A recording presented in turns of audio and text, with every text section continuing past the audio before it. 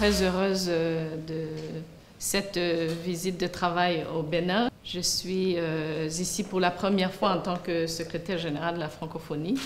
Le Bénin est un pays très actif dans notre organisation depuis bien longtemps.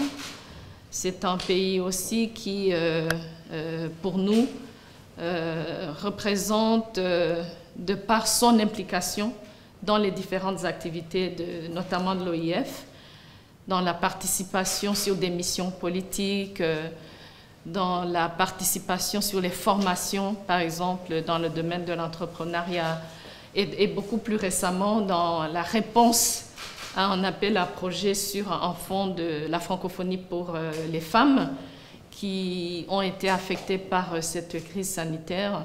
On a reçu du Bénin plus de 100 réponses à l'appel à projet pour des projets vitaux pour les femmes qui sont dans le secteur informel. Donc pour nous, le Bénin représente un État membre, j'allais dire modèle, qui s'implique, qui réagit, qui contribue également. Donc cette visite était très importante. J'ai eu le bonheur d'échanger avec le président de la République sur le Bénin et la francophonie, la collaboration, notamment sur des questions liées à l'égalité femmes-hommes, à l'autonomisation des femmes, sur des questions politiques d'ordre national, d'ordre sous-régional, d'ordre international.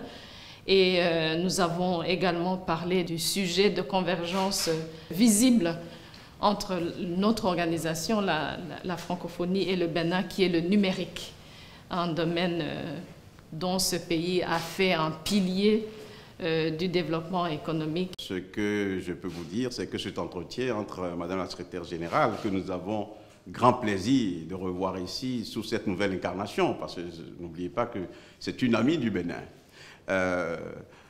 Je crois que ce qui a été au cœur de la discussion entre Madame la secrétaire générale et le président de la République a été une lecture, une explication sur les progrès qui sont en cours ici. Elle a voulu comprendre ce qui se passe dans les réformes politiques, voulu comprendre aussi comment est-ce que face à un contexte international particulièrement difficile, ce que pourrait être la part du Bénin dans ce qui se fait. Et je puis vous annoncer que le président a été très réceptif. Vous vous êtes rendu compte que l'entretien a été un peu plus long. Il y a eu ce qu'on appelle en diplomatie une conversation très franche. Et le président, sans détour, comme il sait le faire, a expliqué les contraintes qui sont les nôtres, mais surtout le secret de nos réformes, le secret des succès qu'on commence par observer. C'est la rigueur, c'est le travail acharné, c'est tolérance zéro pour la corruption. Et cela n'a pas empêché le président, malgré cela, d'être très sensible à ce programme sur les femmes qui a été mis en place et où le Bénin va contribuer. Le président a tenu à annoncer à ce que nous apporterons une contribution.